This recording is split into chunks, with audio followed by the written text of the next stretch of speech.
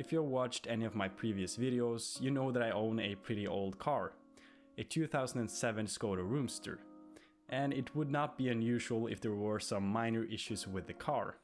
Once every 2 to 4 years, all Norwegian cars have to go through a periodic vehicle control, which basically ensures that all the cars on the roads are safe to drive and that they are working as they should. About 2 weeks ago, my car was scheduled for one of these tests, and it's safe to say that I was pretty unsure if it was going to pass or not. When the test came back, the car did unfortunately not pass due to old and rusty brakes.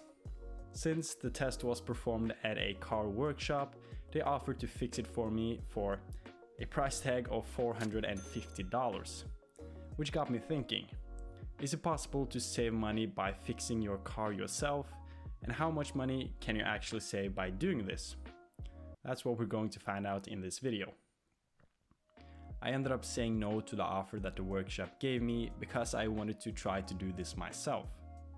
Therefore, I went on a car parts website and ordered everything that I needed to do the job. And it was as easy as entering the car's registration number and choosing everything that I needed. A few days later, when the car parts had arrived, it was time to start figuring out how I was going to do this job. In order to find this out, I went to the only place where you can get solutions to these questions: YouTube, the place where you can basically learn anything. I searched up how to change brakes, and a ton of videos showed up showing me exactly step by step how to do it in a very detailed manner. I ended up choosing one video and sticking to it because it was very detailed and easy to follow. It made the whole process seem a lot less complex and less overwhelming because they specifically just focused on changing the brakes. Before I began researching on YouTube, I felt like this was a super big and complex procedure which required that you knew everything about a car, all the parts and how they worked and etc. But when you find a good detailed video showing you step by step, you don't need to know all this stuff. You basically just need to follow and worry about copying what the guy is doing in the video.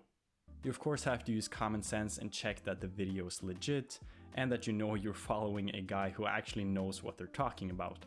But this is pretty easy to find out, and once that's settled, you're good, and then you just have to do the job in a safe manner. Before we start, I just wanted to say that this video is not meant for tutorial purposes. And if that's what you're looking for, there are a ton of other 10,000 times better videos out on YouTube, which are a lot better at explaining how the process works. And it's probably a lot safer to follow some of those videos. This video is meant for entertainment purposes, and I'm just showing you what I did.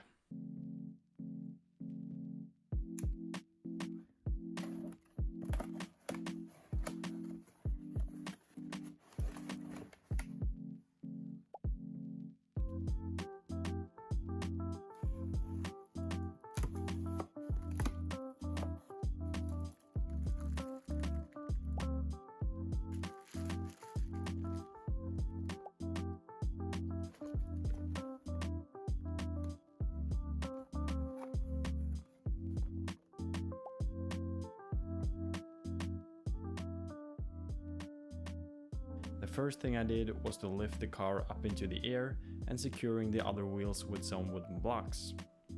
Once the car was up in the air, we can remove the wheel, which I've done previously, and it was pretty simple, just loosening 5 bolts. After the wheel was off, I had to remove 2 screws in order to get the caliper off, which was surprisingly easy to loosen.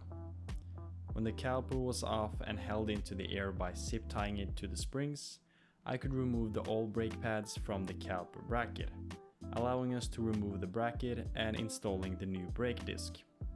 Before we can install the new brake pads, we have to adjust the bracket, so that the new assembly kit can fit inside the bracket, and this means that we have to remove some rust. From here, we could install the bracket onto the new brake disc, followed by installing the new brake pads. You remember the tool I bought? This is where we're going to need it. and it helps us to make space for the new brake pads.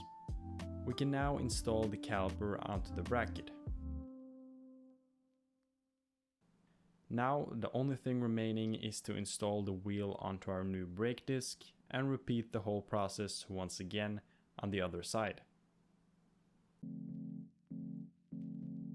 Now, after having done it, it really was not as difficult as I thought in the first place. I can't say that it was easy either, because it took me 4 to 5 hours to swap the brake discs and pads on just in the front of the car, and I haven't even touched the back ones. It went really slow at the start, and it was just really scary to work on the car while it was being held up into the air by the jack. You just imagine the jack failing and the whole car coming down and getting destroyed. This did fortunately not happen, and after a while you got a little more used to the work scenario and it got a lot better. I'm not usually used to working on big parts like you have on a car, so this was it took some time getting used to for my part. But once I had done the first side or the first tire, I then moved on to the right one, and then things went a lot more smooth, since I had already done it one time and I didn't need to watch the video minute by minute in order to know what I was going to do next. I basically had the video in my head and then I did it the second time around, which was a lot quicker. And I believe that if I would have done the rear wheels as well, it wouldn't have taken as much time as the first one. Well, the price of getting this job done through the workshop would have been approximately $450, and this is what I spent on the parts. 2 pairs of brake pads costing $60, 2 brake discs $80, a brake tool $35, a brake set $15, assembly paste $5, total of $195. This means that I saved $255 by doing this myself instead of going with the offer that the workshop gave me, and in my opinion that's a pretty significant amount of money if you are willing to get your hands dirty and do it yourself. Well, it totally depends on what type of repair you're doing. If it's something complex, intricate and delicate, I would consider leaving it to the professional and the workshop just to make sure that everything is done correctly, because there are still some things that should be done by professionals, which I am far from. When it comes to the simpler and easier tasks, like the ones that I did in this video, I'm probably going to continue doing this myself, because it was a pretty straightforward procedure. In my case, I definitely think that this was worth it, and I ended up saving $255 on the parts by doing this myself. If I would have included all of the hours that I used to do this repair into the equation, it would have gotten a lot more complex, but in the end, I think you would have ended up saving money either way.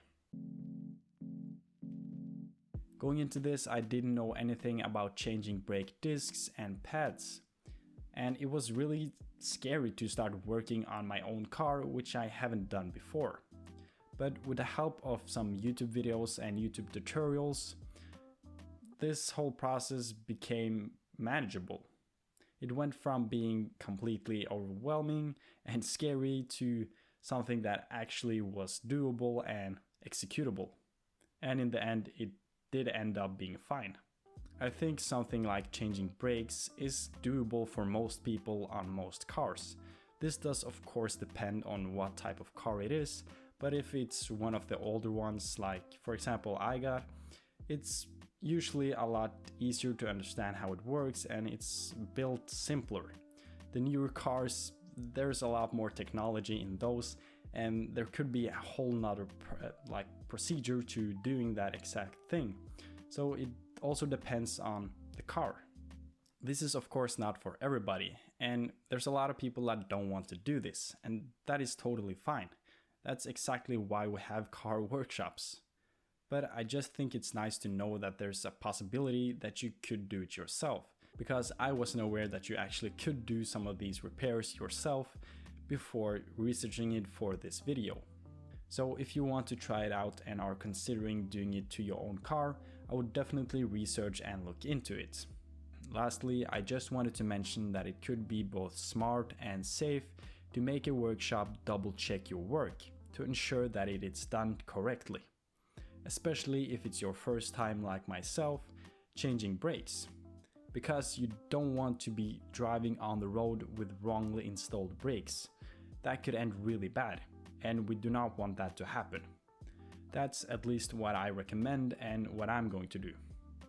As always, I want to thank you for watching this video, and I hope it was educational in some way or another and that you did enjoy watching it. And I'll see you in the next one.